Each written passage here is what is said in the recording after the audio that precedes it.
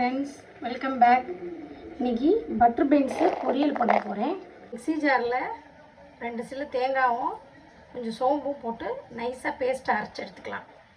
Oil ஊற்றிக்கிறேன்.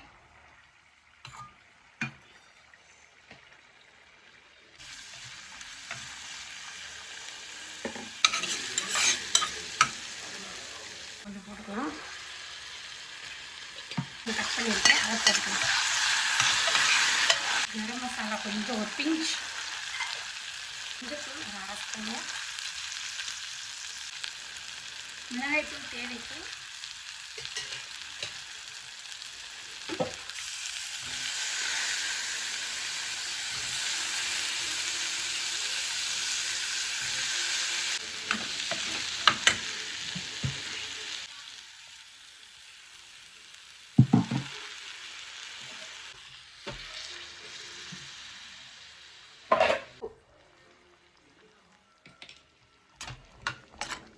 அவ்வளோதான்.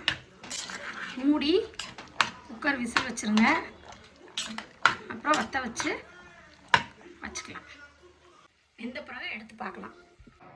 பாருங்க, இந்த பட்டர் பீன்ஸ் ரெடி ஆயிடுச்சு.